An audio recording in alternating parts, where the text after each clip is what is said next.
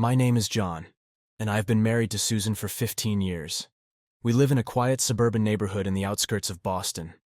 Our home, a modest two-story house with a well-kept garden, has always been a sanctuary of peace and love, or so I thought. We do not have children, which allowed us to focus on our careers and each other. I work as an engineer for a tech firm, while Susan is a successful marketing executive. Our marriage had its ups and downs like any other, but I always believed we shared a deep connection and mutual respect. Susan was my confidant, my best friend, and the love of my life. I thought we communicated well, laughed together often, and supported each other through thick and thin. Our shared interests in hiking, reading, and traveling brought us closer, creating memories that I cherish deeply. However, recently, I started noticing subtle changes in Susan's behavior that I couldn't quite put my finger on. These changes, though small, planted seeds of doubt and unease in my mind. I tried to dismiss them as stress from her demanding job or a passing phase, but as the days went by, the feeling that something was off grew stronger. Little did I know, my world was about to be turned upside down, and the sanctuary I called home would soon become a battleground of betrayal and heartbreak. It started with small things. Susan had always been meticulous about her routines, but lately, her schedule seemed to shift unpredictably. She began coming home later than usual, often citing late meetings or work dinners. At first, I didn't think much of it. Her job was demanding, and late nights were not uncommon in her line of work. But then, there were the phone calls and messages. Susan had never been secretive with her phone. We would often leave our devices lying around, no passwords or locks between us. Yet she started keeping her phone close, taking it with her everywhere, even to the bathroom. When a message would come through, she'd glance at it quickly and then put the phone away, never letting me see who it was from. One evening, as we sat on the couch watching TV, her phone buzzed. She glanced at the screen and her face lit up with a smile she quickly tried to hide. She typed a quick response and placed her phone face down on the coffee table. It was unlike her, and a pang of jealousy and suspicion hit me. "Who's that?" I asked, trying to keep my tone casual. "Just a work thing," she replied, a little too quickly. "You know how it is." I nodded, but my mind was racing. Work had never made her smile like that before. Another change was her appearance. Susan had always been beautiful to me, but she started paying extra attention to her looks. She bought new clothes, changed her hairstyle, and spent more time getting ready in the mornings. When I asked her about it, she brushed it off, saying she wanted to feel good about herself. While that made sense, it still felt off. The most troubling was our intimacy. Susan and I had always been affectionate, but she began to pull away. Our conversations became more superficial, and our physical connection dwindled. She seemed distracted, her mind elsewhere, even when we were together. When I tried to initiate intimacy, she often claimed she was tired or not in the mood. The warmth and passion that once defined our relationship were fading, replaced by a cold distance that I couldn't bridge. The turning point came when she started going out on weekends without me. Susan had always been a homebody, preferring quiet nights and over social gatherings. But now she had plans with friends I had never heard of. She would leave in the late afternoon and return late at night, smelling of perfume and alcohol. I couldn't shake the feeling that she was hiding something. One Saturday, she dressed up more than usual and told me she was meeting an old friend from college who was in town for the weekend. She left around 5 p.m., and as the hours passed, I found myself growing more anxious. I tried to distract myself with a book, but my mind kept wandering back to Susan. Where was she really going? Who was she with? By midnight, she still hadn't returned. I texted her, asking if everything was all right. Her reply was short and evasive. "Having a great time, don't wait up." The pit in my stomach grew deeper.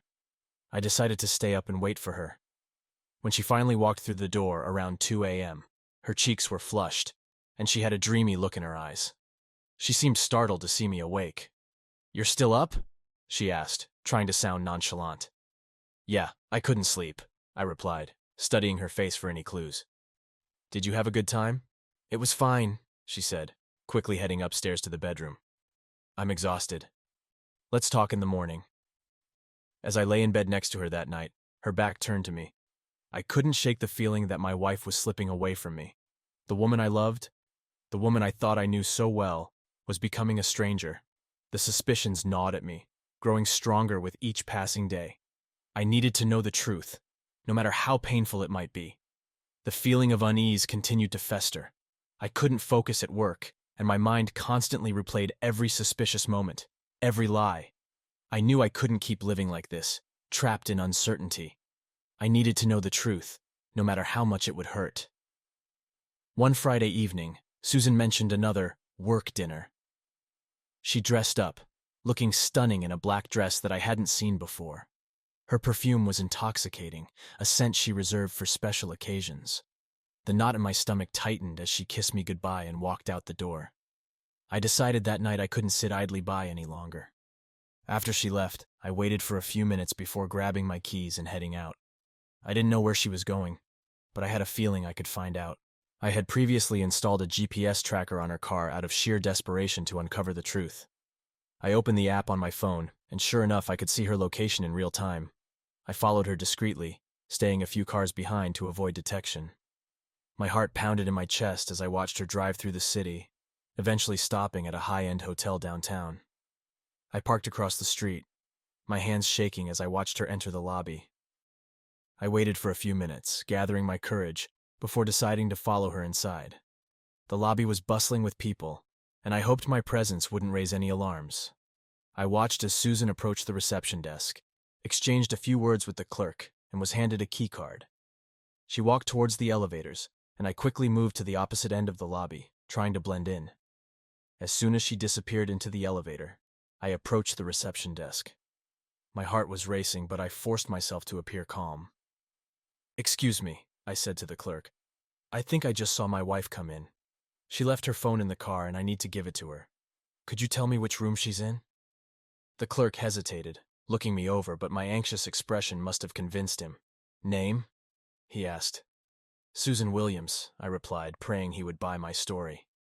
He typed into the computer and then looked up, nodding. "Room 1224, sir." I thanked him and hurried to the elevators, my pulse quickening with every step.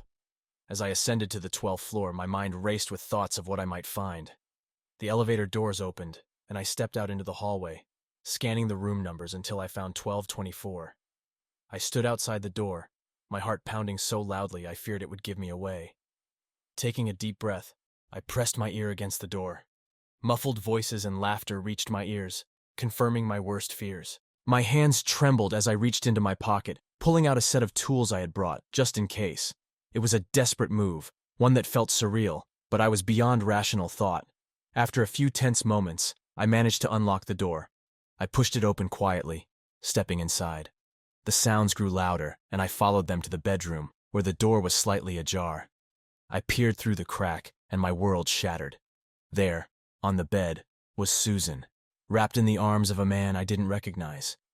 They were deeply engrossed in each other, oblivious to my presence. The sight of them together, the sounds of their passion, hit me like a physical blow. Anger, betrayal, and heartbreak surged through me, and I couldn't contain it any longer.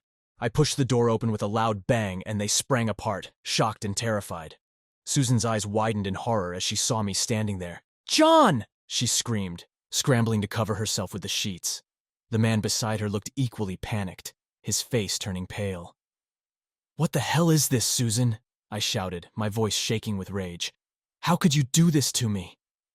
Susan stammered, her face flushed with guilt and fear. "John, I can explain." "Explain?" I cut her off. "Explain how you lied to me, how you betrayed me in the worst possible way." The man, still trying to collect his clothes, attempted to speak. "Look, man, I didn't know she was married." "Shut up!" I roared, my fists clenched. "I don't want to hear anything from you." I turned my gaze back to Susan, the woman I had loved and trusted for so many years. The pain in my chest was unbearable, the sense of betrayal so deep it left me breathless. "We're done, Susan," I said, my voice breaking. "I can't believe you did this to us. To me." Susan's eyes filled with tears, but I couldn't find any sympathy for her. I turned on my heel and walked out of the room, out of the hotel, and out of the life I thought I knew. My world had been shattered, and there was no turning back. The drive home was a blur. My mind was in turmoil, consumed by the images and sounds of Susan's betrayal. I felt a mixture of rage, sadness, and numbness.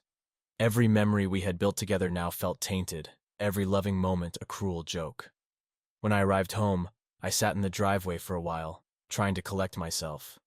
The house, once a place of comfort and happiness, now felt like a prison filled with lies. I finally mustered the strength to go inside. The silence was deafening. I poured myself a drink, hoping it would dull the pain, but it only intensified my anger. How could she do this to me? To us? An hour later, Susan arrived. I heard her key in the lock and the door creaked open. She entered cautiously, as if she knew a storm awaited her. Her eyes were red from crying, her face pale. "John," she began, her voice trembling. "Please, let me explain." I stood up, my hands trembling with rage. "Explain! What is there to explain, Susan? I saw everything. You were in bed with another man. How could you do this?" Tears streamed down her face, but I felt no pity. "I didn't mean for it to happen," she said, her voice breaking. "It just did. I was lonely, John. You were always at work and I felt neglected." "Neglected?" I shouted, incredulous. "I worked hard to provide for us, to give us a good life. And this is how you repay me? By screwing some guy in a hotel?" "It wasn't just about the sex," she cried. "I felt disconnected from you. We hardly talked anymore, and when we did, it was just about mundane things. I needed more." "More?" I echoed, my voice dripping with sarcasm. "So you found it in the arms of another man? That's your solution?" She looked down, unable to meet my gaze. "I made a mistake, John. A terrible mistake. But I still love you. Please, let's talk about this. We can fix it." "Fix it?" I laughed bitterly. "There's nothing left to fix, Susan. You destroyed everything." She reached out to touch my arm, but I pulled away. "Don't," I warned. "Don't touch me." Her sobs grew louder, but I remained unmoved. "You don't understand," she pleaded. "It was a moment of weakness. It didn't mean anything." "Didn't mean anything?" I roared. "You don't get to decide what it meant. You broke my trust, our vows. How can you say it didn't mean anything?" She collapsed onto the couch, her body shaking with sobs. "I'm so sorry, John. I was stupid and selfish. But I can't lose you. Please, give me another chance." I stood there, looking at the woman I once loved, now a stranger who had torn my heart apart. The rage I felt was overwhelming, but beneath it was a deep sadness, a profound sense of loss. "I need you to leave," I said finally, my voice cold and distant. She looked up, her eyes wide with fear. "What?" "No, John, please. We can work through this." "There's nothing to work through," I replied. "I can't look at you without seeing what you did. I can't be in the same house as you right now. Just leave." She hesitated, then slowly stood up. "Where will I go?" she whispered. "I don't care," I said harshly. "Just go." She nodded, tears streaming down her face. She grabbed her coat and purse, then paused at the door. "I'm sorry," she whispered again before stepping out into the night.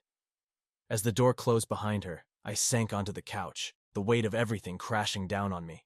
The silence of the house was suffocating, and for the first time, I let myself cry. The betrayal, the loss, the anger, it all poured out in a torrent of emotion. Hours passed, and the darkness outside turned to dawn. Exhausted, I finally went to bed, but sleep was elusive. My mind kept replaying the scene at the hotel, the confrontation with Susan, and the shattered pieces of my life. In the days that followed, Susan tried to reach out, sending messages and calling, but I ignored her. I couldn't face her, couldn't hear her voice. The wound was too raw, too painful. Friends and family noticed something was wrong, but I couldn't bring myself to explain. How do you tell people that the person you trusted most in the world betrayed you so completely? One evening, as I sat alone in the dark, my phone buzzed. It was a message from Susan. "Please, can we talk? I need to explain. I love you, John." I stared at the message, a flood of conflicting emotions washing over me. Part of me wanted to hear her out, to understand why she did what she did. But another part, the part that felt the deepest betrayal, couldn't bear the thought of seeing her again. I turned off my phone and poured another drink. The path ahead was uncertain, but one thing was clear. The life I had known was over. The woman I had loved was gone, replaced by someone I couldn't trust, and as much as it hurt, I knew I had to find a way to move forward without her. The days turned into weeks, and the initial shock of Susan's betrayal gave way to a simmering anger. I couldn't escape the images of her with that man, the lies she told, the trust she shattered. It consumed me, gnawed at my insides, until the anger demanded an outlet. I wanted her to feel the pain she had inflicted on me. I wanted revenge. I began to devise a plan, meticulously considering every detail. I knew Susan loved her career. It was her pride and joy. I decided to strike where it would hurt her the most. First, I needed evidence. I combed through her emails, texts, and social media accounts. It was all there. Messages to and from her lover, explicit photos, even details of their rendezvous. I compiled everything into a file, ensuring I had concrete proof of her infidelity. Next, I reached out to a private investigator. I wanted to know everything about the man she was sleeping with. His name was Carl, a colleague from her marketing firm. He was married with 2 kids, making his betrayal all the more scandalous. The investigator provided me with Carl's personal details, including his home address and family information. With this information in hand, I crafted an anonymous letter. I addressed it to Carl's wife, detailing his affair with Susan, and including copies of the evidence I had gathered. I knew it would destroy their family, but I didn't care. I mailed the letter, imagining the chaos it would cause when it arrived. But I wasn't done. I wanted to ensure that Susan's professional life would also be affected. I created a second packet of evidence, this time addressed to her company's HR department. I included a note suggesting that her actions constituted a violation of company policy and could lead to serious consequences. I mailed this packet as well, feeling a grim satisfaction as I did so. The final part of my plan involved confronting Susan directly, ensuring she knew that her actions would have consequences. I waited for her outside her office one evening, knowing she often worked late. When she emerged, looking tired and preoccupied, I stepped out of the shadows. "John," she said, startled. "What are you doing here?" "We need to talk," I replied, my voice cold. She glanced around nervously. "Not here. Let's go somewhere private." "Fine," I agreed, and we walked to a nearby park. The air was crisp, and the park was deserted, providing the privacy we needed. Once we were seated on a bench, I pulled out my phone and showed her the evidence I had gathered. Her face went pale as she realized the extent of my knowledge. "John, please," she began, her voice shaking. "I can explain." "No," I interrupted. "You've done enough explaining. Now it's my turn." I told her about the letters I'd sent to Carl's wife and her HR department. She stared at me in horror, her eyes wide with fear. "You can't do this," she whispered. "You'll ruin me." "Ruin you?" I scoffed. "You ruined us. You ruined me. This is justice." Tears streamed down her face as she pleaded with me. "John, I'm begging you, don't do this. We can fix this. We can go to counseling. It's too late for that," I said, my voice hard. "You made your choices, Susan. Now you have to live with the consequences." She broke down completely, sobbing uncontrollably. I watched her for a moment, feeling a mix of satisfaction and sadness. Part of me wanted to comfort her, to forgive her, but the pain was too deep. I stood up, leaving her there on the bench, and walked away. The weight of my actions settled on me, but I felt a grim sense of closure. I had done what I needed to do. Now, it was time to move on. The fallout from my actions was swift and brutal. Carl's wife filed for divorce, and his family was torn apart. Susan's company launched an investigation into her conduct, and she was suspended pending the outcome. She called me repeatedly, begging for a chance to explain, but I ignored her calls. I was done with her. As the weeks passed, I began to rebuild my life. The anger slowly dissipated, replaced by a cautious hope for the future. I focused on my work, reconnected with friends, and started seeing a therapist to help me process everything. One day, I received a letter from Susan. I hesitated before opening it, unsure if I was ready to hear what she had to say. Finally, I took a deep breath and unfolded the letter. "Dear John," it began, "I know you may never forgive me, and I understand why. I betrayed your trust, and I will carry the weight of that guilt for the rest of my life. I wanted you to know that I have accepted responsibility for my actions. I resigned from my job and am seeking therapy to understand why I did what I did. I know this doesn't change anything, but I hope it provides you with some closure. You deserved better, and I am deeply sorry for the pain I caused you. I wish you nothing but happiness in the future. Susan. I read the letter several times, emotions swirling inside me. It didn't erase the pain, but it did provide a sense of finality. Susan was no longer a part of my life, and I could finally begin to move forward. The revenge I sought had been achieved, but it brought me no joy, only a hollow victory. The real victory would be in finding peace and building a new life for myself, one where betrayal and anger no longer had a place. With Susan out of my life, the next step was to formalize our separation.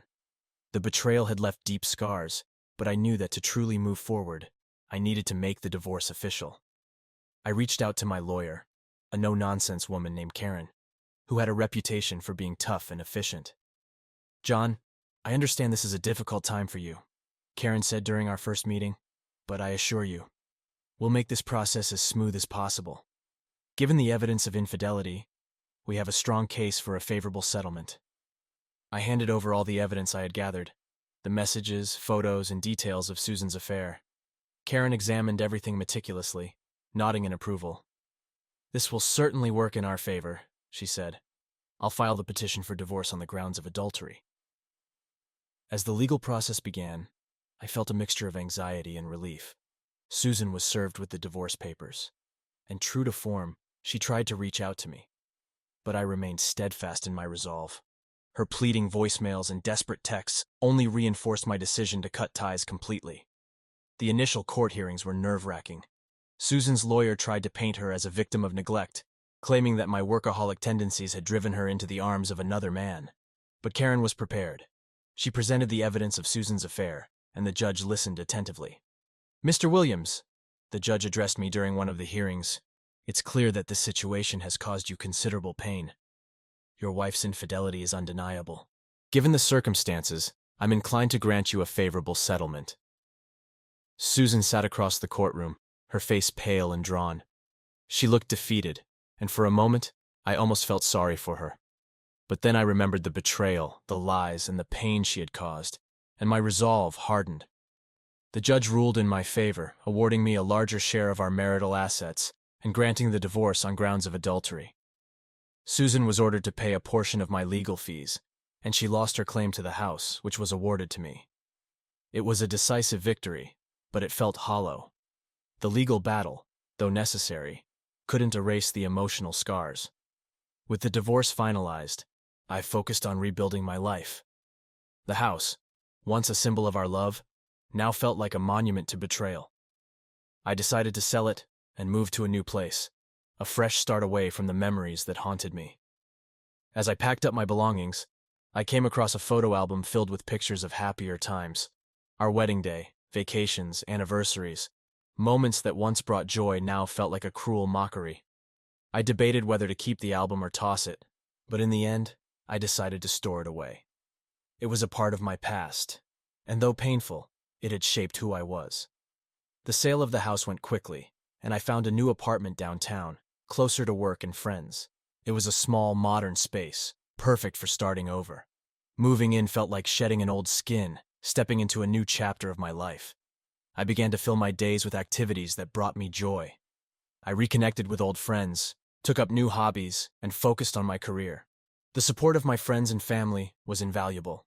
They rallied around me, providing comfort and distraction during the toughest days. Karen, my lawyer, also became a trusted confidant. She had seen me at my lowest and had guided me through the legal maze with unwavering support. We stayed in touch even after the divorce was finalized, meeting occasionally for coffee and catching up. One evening, as we sat in a cozy cafe, Karen looked at me thoughtfully. "John, I've seen a lot of people go through what you did, but few come out the other side as strong. You should be proud of how you've handled everything." I smiled, feeling a warmth I hadn't felt in a long time. "Thanks, Karen. I couldn't have done it without your help." She waved her hand dismissively. "Just doing my job. But seriously, you've come a long way. What's next for you?" "I don't know," I admitted. "But for the first time in a long time, I'm excited to find out." As I walked back to my apartment that night, I felt a sense of peace. The legal battles were behind me, and the future stretched out, full of possibilities. The road had been long and painful, but I was finally free. free to heal, to rebuild, and to discover what life had in store for me next. And as I looked up at the night sky, I felt a renewed sense of hope. The stars were shining brightly, guiding me forward, and I knew that better days were ahead. Moving into my new apartment marked the beginning of a new chapter in my life. The first few weeks were filled with unpacking and settling in, and I found a strange comfort in creating a space that was entirely my own. Each room reflected my tastes and interests, free from the ghosts of my past.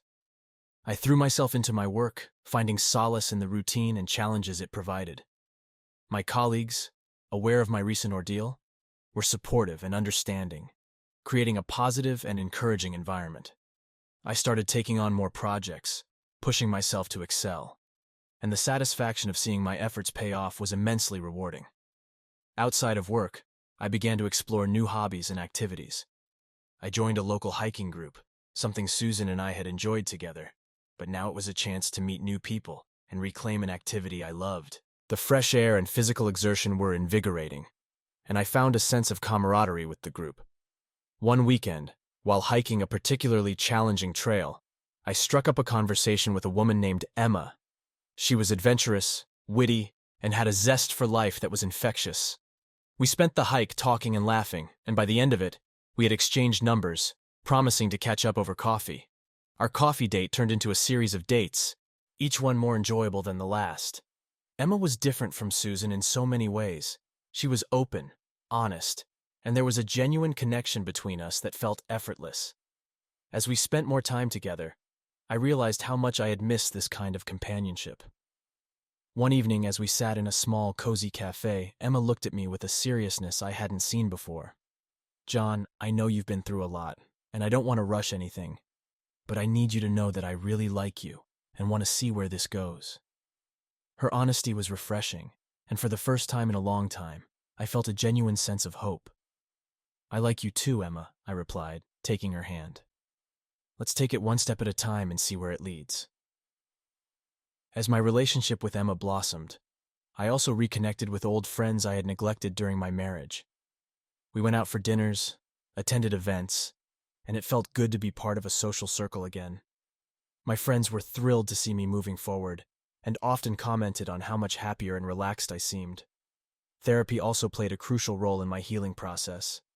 My therapist, Dr. Allen, helped me navigate the complex emotions and lingering doubts that surfaced occasionally. He provided tools and strategies to cope with the pain and build a stronger, more resilient mindset. "Forgiveness is key, John," Dr. Allen said during one session. "Not just forgiving Susan, but forgiving yourself. Holding on to anger and regret will only hinder your progress." It was a difficult lesson, but over time I learned to let go of the bitterness. Susan's betrayal had been a defining moment in my life, but it didn't have to define my future. By forgiving her and myself, I was able to release the emotional baggage that had weighed me down.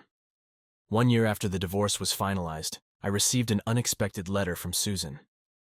I hesitated to open it, unsure if I wanted to revisit that chapter of my life. Curiosity got the better of me, and I finally unfolded the letter. "Dear John," it began, "I hope this letter finds you well. I've spent the past year reflecting on my actions and the pain I caused you. I'm deeply sorry for everything and understand if you never want to speak to me again. I just wanted you to know that I've started a new job and am working on rebuilding my life. I hope you can find it in your heart to forgive me someday. Wishing you all the best, Susan."